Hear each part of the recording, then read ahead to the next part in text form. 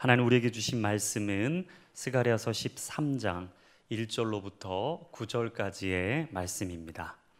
스가랴서 13장 1절에서 9절까지 말씀을 우리 한 목소리로 봉독하여 읽겠습니다.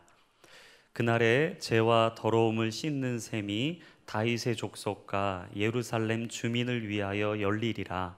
만군의 여호와가 말하노라. 그날에 내가 우상의 이름을 이 땅에서 끊어서 기억도 되지 못하게 할 것이며 거짓 선지자와 더러운 귀신을 이 땅에서 떠나게 할 것이라. 사람이 아직도 예언할 것 같으면 그 낳은 부모가 그에게 이르기를 내가 여호와 이름을 빙자하여 거짓말을 하니 살지 못하리라 하고 낳은 부모가 그가 예언할 때에 칼로 그를 찌르리라. 그날에 선지자들이 예언할 때에 그 환상을 갖기 부끄러워할 것이며 사람을 속이려고 털옷도 입지 아니할 것이며 말하기를 나는 선지자가 아니요 나는 농부라. 내가 어려서부터 사람의 종이 되었노라 할 것이요 어떤 사람이 기억에 묻거늘 내 두 팔 사이에 있는 상처는 어찌 됨이냐 하면 대답하기를 이는 나의 친구의 집에서 받은 상처라 하리라. 만군의 여호와가 말하노라. 가라 깨어서 내 목자 내 짝된 자를 치라. 목자를 치면 양이 흩어지려니와 작은 자들 위에는 내가 내 손을 들이우리라. 여호와가 말하노라. 이 온 땅에서 3분의 2는 멸망하고 3분의 1은 거기 남으리니 내가 그 3분의 1을 불 가운데에 던져 은같이 연단하며 금같이 시험할 것이라. 그들이 내 이름을 부르리니 내가 들을 것이며 나는 말하기를 이는 내 백성이라 할 것이요 그들은 말하기를 여호와는 내 하나님이시라 하리라. 아멘.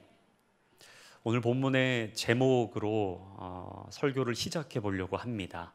우리 성도님들의 마음과 영혼의 샘은 지금도 샘솟듯 흐르고 계십니까?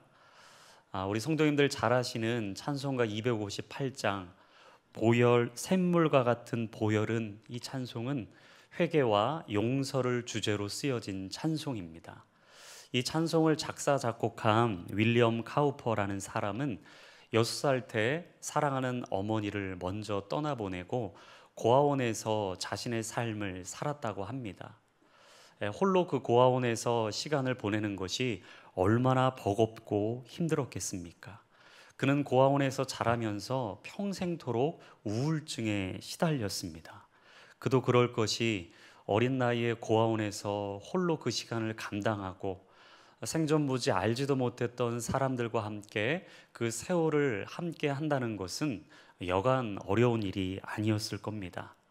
가정에 대한 원망, 현실에 대한 절망, 그리고 자신의 막막한 미래를 바라보며 세상을 향한 분노는 결국 그의 영혼을 좀먹게 되었고 인생을 시들게 하는 암초가 되었습니다. 그렇게 그가 32살이 되던 해에 그는 여러 번 자살 시도를 했다고 합니다. 참 놀라운 사실은 그가 여러 번 자살 시도를 할 때마다 칼날이 부러지거나 목을 메었던 끈이 끊어지는 여러 가지 기이한 일을 경험하게 된 거죠. 그렇게 어두운 시간이 길어지고 그가 33살이 되는 해였습니다. 정신병원에 입원을 했는데 누군가 윌리엄 카우퍼에게 건넸던 성경책을 읽으면서 그는 예수 그리스도를 영접하게 됩니다. 놀랍게도 로마서 3장 25절 말씀을 읽는데 성령의 강력한 임재를 경험했다고 해요. 그 말씀은 이러합니다. 이 예수를 하나님이 그의 피로써 믿음으로 말미암는 화목제물로 세우셨으니 이는 하나님께서 길이 참으시는 중에 전에 지은 죄를 간과하심으로 자기의 의로우심을 나타내려 하심이다. 윌리엄 카우퍼는 이 말씀을 읽는 가운데 예수님이 화목제물이 되셨음을, 그리고 자신의 죄를 완전히 씻으셨을 뿐만 아니라 지난 자신의 과오와 아픔과 슬픔 또한 걷어내시고 자신을 죄인으로서 사는 삶이 아닌 의인으로서 삶으로 인쳐주셨음을 경험하게 됩니다. 그리고 그의 인생이 완전히 180도 바뀌게 되고 제가 소개해드렸던 찬송가 258장, 그 1절을 이렇게 작곡하게 됩니다. 샘물과 같은 보혈은 주님의 피로다. 보혈의 죄를 씻으면 정하게 되겠네. 정하게 되겠네. 정하게 되겠네. 보혈의 죄를 씻으면 정하게 되겠네. 그렇습니다. 이사야 1장 18절에 말씀하신 것처럼 우리의 죄가 주홍 같을지라도 눈과 같이 희어지고 진홍같이 붉을지라도 양털같이 희게 될 수 있는 은혜는 어디로부터 시작되는가요? 바로 예수 그리스도, 주님을 영접하고 주님 앞에 우리의 삶을 내어놓을 때, 비로소 그때 우리의 모든 어두웠던 지난날의 시간은 밝은 영광의 빛으로 바뀌게 되는 것입니다. 그래서 오늘 본문의 1절 말씀은 이렇게 이야기합니다. 그날의 죄와 더러움을 씻는 셈이 다윗의 족속과 예루살렘 주민을 위하여 열리게 될 것이다. 여러분, 죄와 더러움을 씻는 그 셈이 우리 인생에 열리게 될 때, 바로 그때 하나님의 약속의 언약을 붙들고 믿음으로써 자신에게 맡겨진 사명과 부르심을 이루기 위하여 열린 문 대신 예수님 품 안에 안길 때, 그때 우리는 진정으로 용서와 회복과 치유의 은혜를 경험하게 되는 것입니다. 오늘 본문은 그 영원한 샘물을 경험하는, 죄와 더러움을 깨끗게 하시고 우리의 삶을 새롭게 하시는 주님의 은혜를 경험하는 자들에게 크게 세 가지가 새로워진다라고 이야기를 합니다. 첫 번째는 우리의 삶에 만연하게 자리 잡고 있었던 우상이 제거되는 것입니다. 오늘 본문의 2절 말씀을 한 목소리로 읽어보겠습니다. 만군의 여호와가 말하노라. 그날에 내가 우상의 이름을 이 땅에서 끊어서 기억도 되지 못하게 할 것이며 거짓 선지자와 더러운 귀신을 이 땅에서 떠나게 할 것이다. 여러분, 우상 숭배가 무엇입니까? 성경은 우상 숭배를 단순히 돌이나 금속으로 만든 것들에 국한하지 않습니다. 모세가 시내산에서 하나님의 언약의 말씀을 받고 있을 때 그 시내산 밑에서 이스라엘 백성들과 아론은 금송아지 우상을 만들었죠. 당연히 이것은 하나님의 진노를 살 만한 우상 숭배였습니다. 그러나 성경에서 반복적으로 우리에게 이야기하는 것은 이렇게 겉으로 드러나는 것뿐만 아니라 우리 내면 안에 숨겨져 있는, 다른 사람은 알지 못하고 눈에 보이지는 않지만 하나님보다 더 사랑하고 있는 바로 그것, 하나님보다 더 의지하고 있는 바로 그것이 우리의 삶 속에 우상 숭배라고 이야기를 합니다. 사도 바울은 고린도전서 10장 14절 말씀에 이렇게 얘기했죠. 그런즉 내 사랑하는 자들아, 우상 숭배하는 일을 피하라. 사도 요한도 마찬가지로 이야기합니다. 자녀들아, 너희 자신을 지켜 우상에게서 멀리하라. 이 두 말씀을 보시면 공통점이 있습니다. 우상 숭배의 일을 피하라는 겁니다. 멀리 하라는 거죠. 여러분, 우리가 생각해 볼 때 내가 술에 약하다. 그러면 술자리를 피하는 게 상책입니다. 내가 입술의 언어를 바꾸고 싶고 하나님이 내 인생을 통하여서 놀라운 기적과 이적의 일들을 이루는 기적의 통로로 살아가고 싶다면 내 주변의 믿음의 사람들과 함께하는 시간이 더 많아져야 되는 겁니다. 그런데 언제나 부정적인 이야기를 이야기하고 하나님은 계신 것인지 예배와 말씀과 기도의 자리로부터 나를 멀어지게 만드는 그 시간과 자리와 장소는 반드시 멀리하고 피해야 하는 거죠. 왜냐하면 우리가 바이러스로부터 우리의 몸의 건강의 안전을 지키기 위해 거리두기를 하는 것처럼, 여러분, 우리의 믿음의 삶에는 언제나 영적 거리두기가 필요한 것입니다. 그래서 예레미야 2장에 보시면 하나님께서 이스라엘 민족이 멸망할 수밖에 없었던 원인 두 가지를 이렇게 말씀하십니다. 예레미야 2장 13절입니다. 내 백성이 두 가지 악을 행하였나니 곧 그들이 생수의 근원되는 나를 버린 것과 스스로 웅덩이를 판 것인데 그것은 그 물을 가두지 못할 터진 웅덩이들이니라. 여러분, 이스라엘 백성들이 행했던 첫 번째 악이 무엇입니까? 생명수의 근원 되시고 원천 되시는 하나님을 떠나고 버린 것입니다. 그리고 두 번째는 그 물을 저장하지 못할 터진 웅덩이들을 스스로 판 것이죠. 이와 같이 요한복음 4장에 보시면 동일한 실수를 범한 한 여인이 등장합니다. 생수의 근원 되신 하나님을 버리고 스스로 웅덩이에 샘물을 기르기 위해서 온 사마리아 여인이 등장합니다. 그녀는 남편이 5입니다. 그리고 예수님께서 한 가지를 더 지적하시기를 지금 너와 함께하고 있는 그 남자도 내 남편이 아니다 라고 말씀을 하시죠. 여러분, 이 사마리아 여인의 문제가 뭐였을까요? 바로 영적인 목마름의 문제였습니다. 첫 번째 남편을 만나도 내 목마름이 해결이 되지 않는 겁니다. 두 번째, 세 번째, 네 번째, 아니 5번째 남편을 들어도 내 마음의 영적인 목마름이 해결이 되지 않는 거죠. 이유가 무엇입니까? 그것은 터진 웅덩이이기 때문입니다. 그때 예수님께서 이 여인을 향해서 그 목마름을 해결할 수 있는 비결을 알려주십니다. 요한복음 4장 13절 14절입니다. 예수께서 대답하여 이르시되 이 물을 마시는 자마다 다시 목마르려니와 내가 주는 물을 마시는 자는 영원히 목마르지 아니하리니 내가 주는 물은 그 속에서 영생하도록 솟아나는 샘물이 될 것이다. 여러분, 예수님께서 영생하도록 솟아나는 샘물이 되신다고 오늘 우리에게 말씀하십니다. 놀랍게도 이 샘물을 경험하면 이 샘물을 날마다 마시고 이 샘물을 통하여 우리의 영혼을 적시면 오늘 본문의 스가랴 13장 2절에 어떤 일이 일어난다고 말씀하셨습니까? 우상의 이름이 끊어지게 될 것이며 기억도 되지 아니할 뿐만 아니라 거짓 선지자와 더러운 귀신들이 떠나가게 될 것이다. 여러분, 우리의 삶 속에 있었던 모든 어둠의 세력들이 한순간에 떠나가고 해결되는 방법이 오늘 나와 있습니다. 그것은 영원한 샘물 대신 예수 그리스도와 함께 하는 것입니다.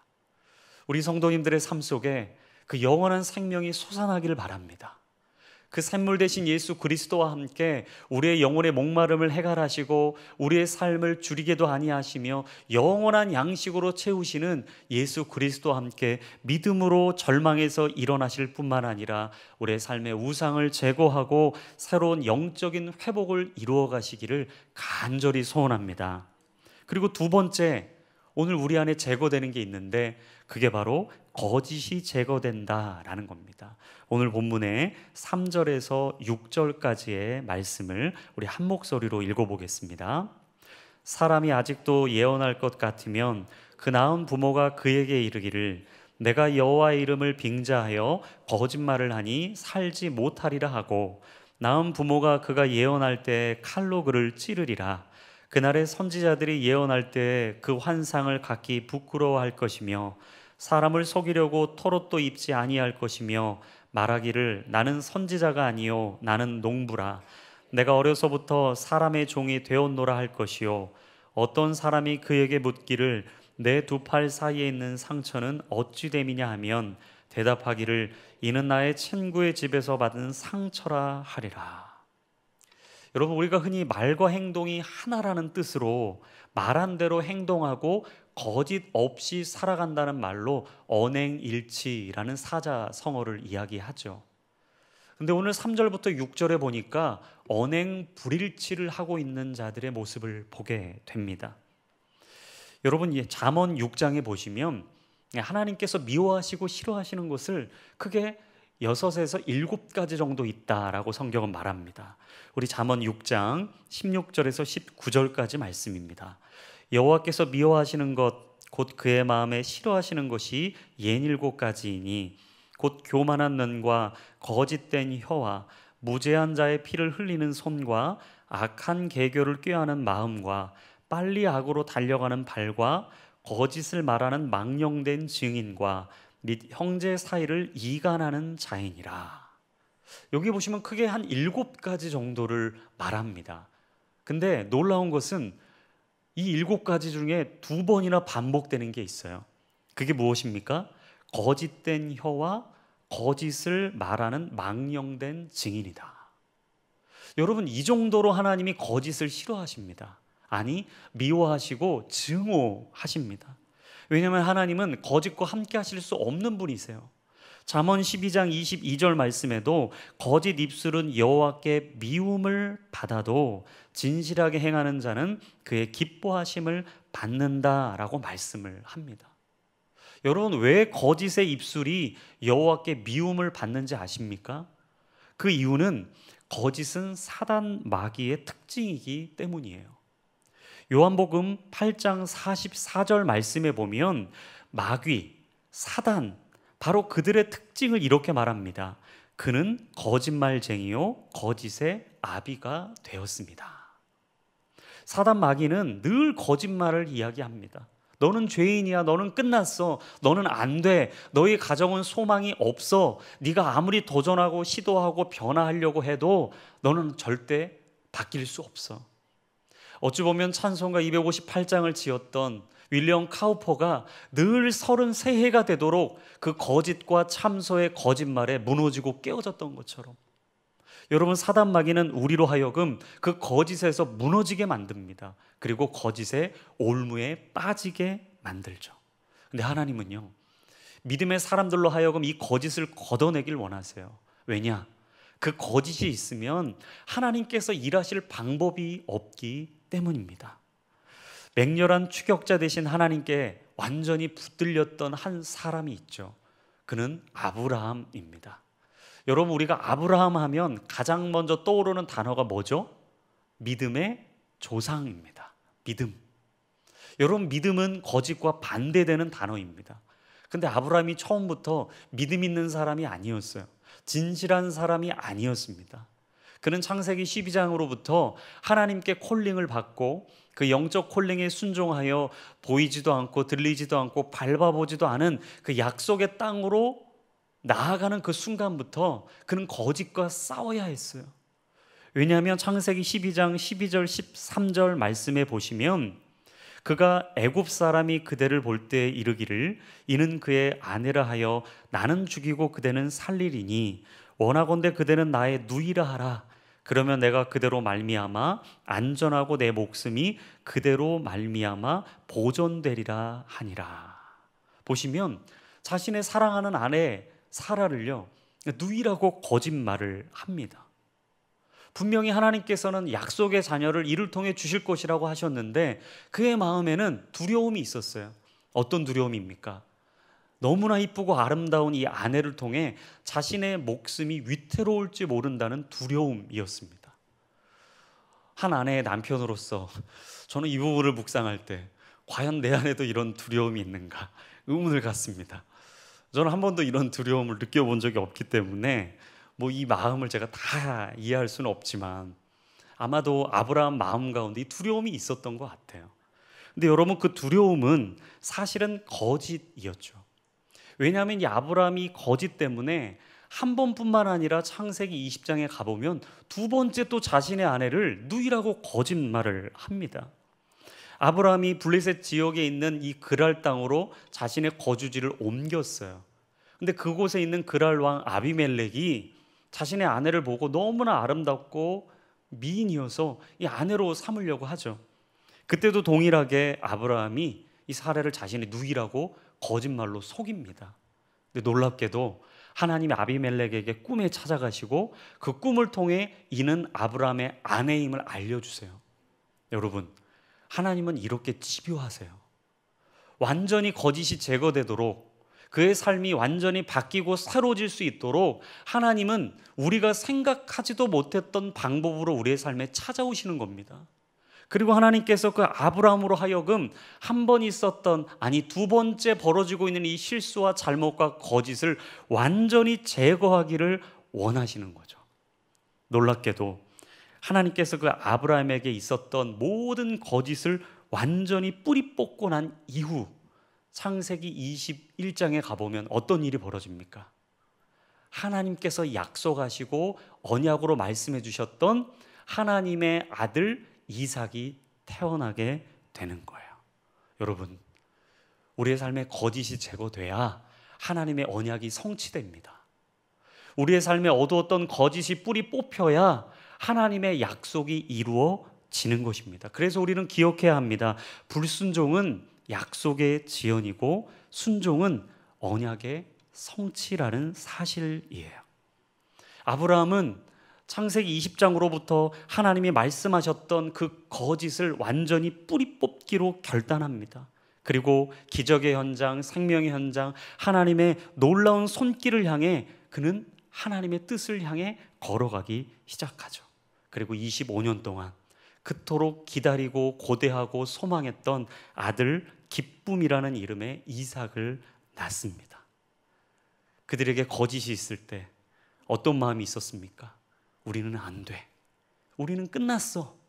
우리 나이가 몇 살인데 그 약속의 아들이 우리를 통해 잉태되겠는가? 사라는 비웃었죠. 그리고 아브라함도 모든 것을 다 포기하고 있는 상황이었습니다.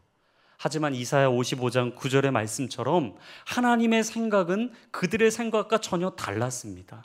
왜냐하면 하나님의 생각은 너희의 생각보다 높다라고 말씀하신 것처럼 하나님의 계획과 하나님의 섭리 가운데 주님의 일은 지금도 이루어지고 있기 때문이에요.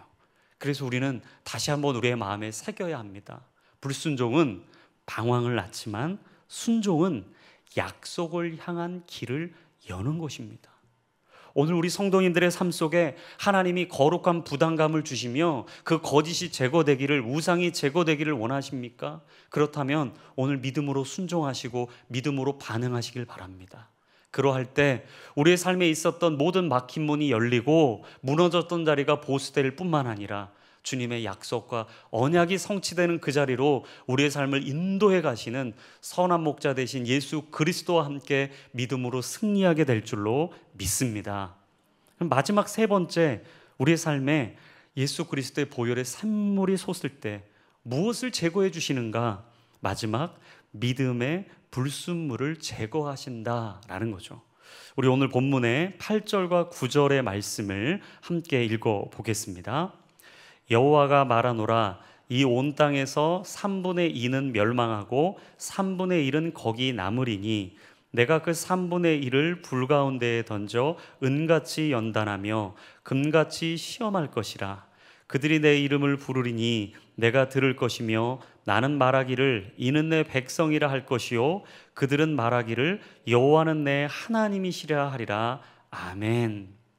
오늘 보시면 예수 그리스도를 믿음으로 고백하는 이 남은 자 3분의 1이 등장합니다. 여러분, 이처럼 믿음의 사람들이 이 믿음을 지켜가는 것이 이렇게 힘들고 어렵다는 거죠. 근데 믿음의 사람들이 감당해야 될 몫이 있어요. 그걸 보니까 시험과 연단의 시간이 우리에게 있다라는 것입니다. 우리 안에 우상을 제거하시고 거짓을 걷어내신 그 하나님께서 마지막 한 가지를 더 제거하길 원하시는데 그것은 믿음의 불순물을 제거하길 원하신다라는 거예요. 여러분, 우리가 구약 성경에 하나님의 훈련과 연단을 받은 대표적인 사람으로 욥을 꼽습니다. 우리가 잘 아시는 것처럼 욥은 자녀들을 다 잃었어요. 전 재산을 잃어버렸습니다. 그 옆에 있었던 아내는 하나님을 저주하고 죽어버려라 라는 말을 욥에게 쏟아내었습니다. 그때 욥의 마음이 어땠을까요? 아마 힘들고 어려운 이 시간들이 도대체 내게 왜 왔는지 인생의 물음표를 찍고 있었을 겁니다. 우리 성도님들께서도 삶을 살아가시다 보면 이런 물음표와 마주할 때가 있어요.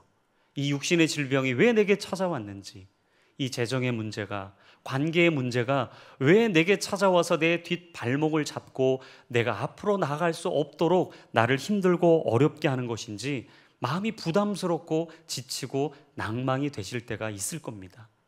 그때 욥은 자신의 삶을 묵상하고 자신을 바라본 것이 아니라 여호와 하나님께 자신의 시선을 맞추기 시작했습니다. 우리 욥기 23장 10절의 말씀입니다. 그러나 내가 가는 길을 그가 하시나니 그가 나를 단련하신 후에는 내가 순금같이 되어 나오게 될 것이다. 욥은 아무것도 없습니다. 눈에 보이는 것도 없습니다. 친구들은 와서 욥을 조롱합니다. 아내는 그를 저주합니다.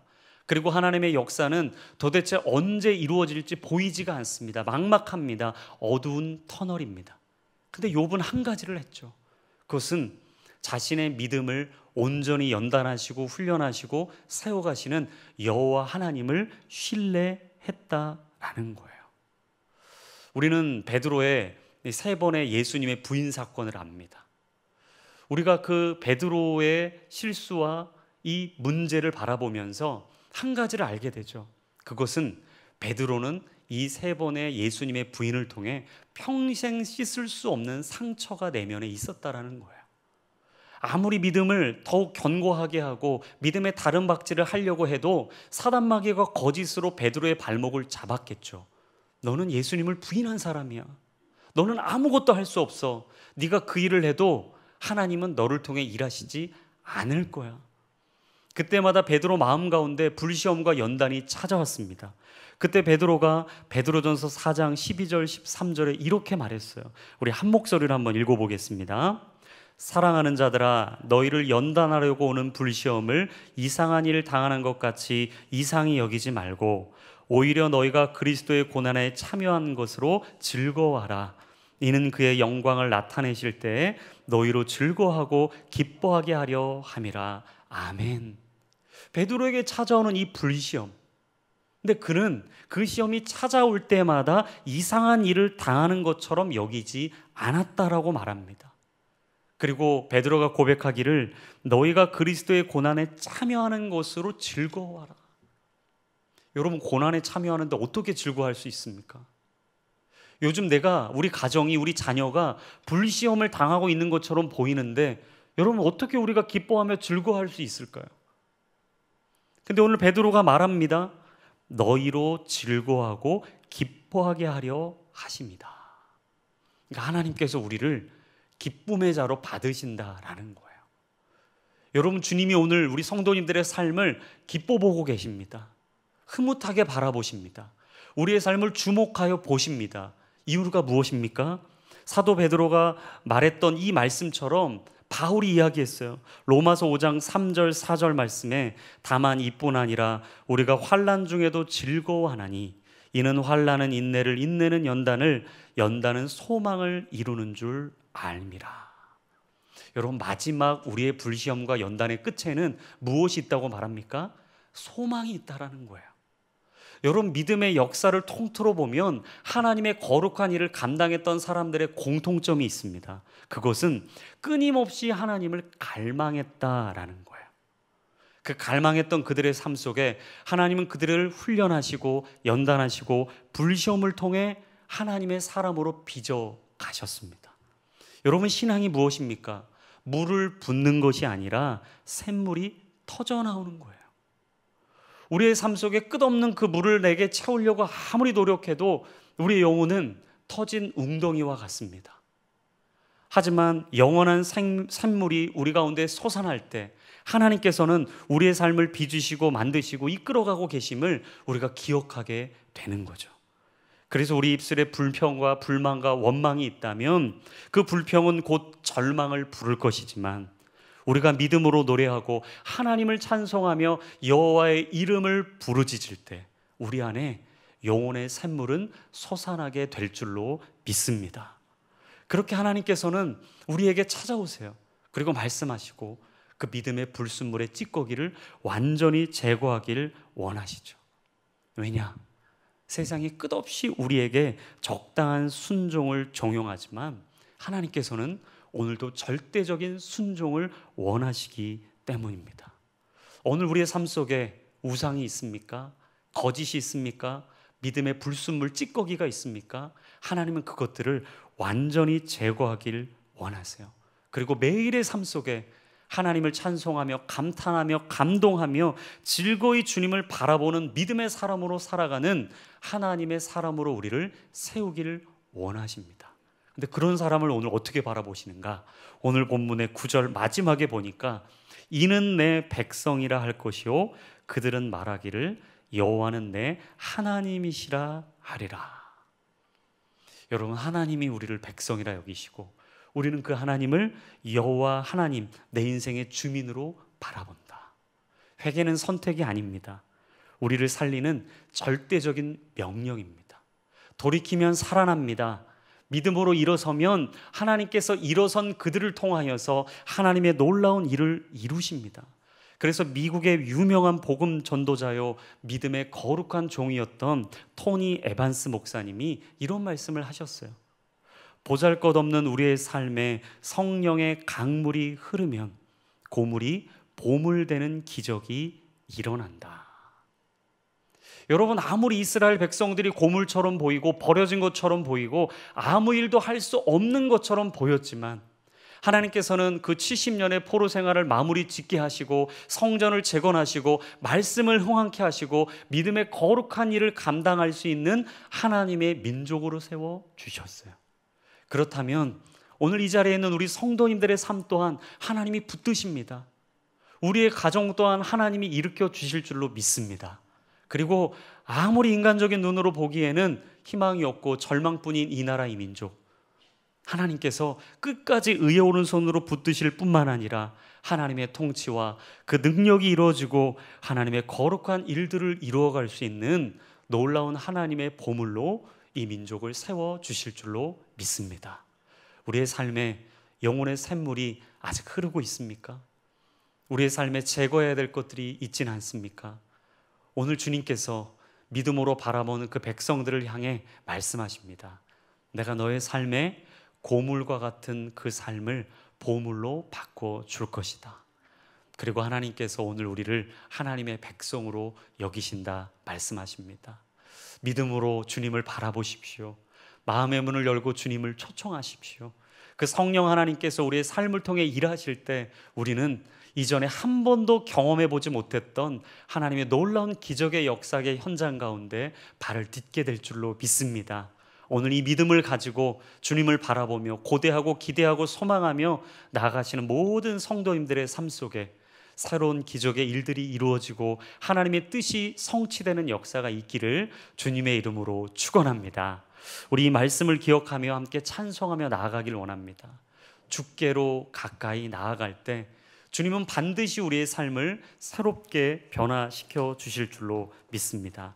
우리 주께 가까이 날 이끄소서 함께 찬송하며 나아가도록 하겠습니다.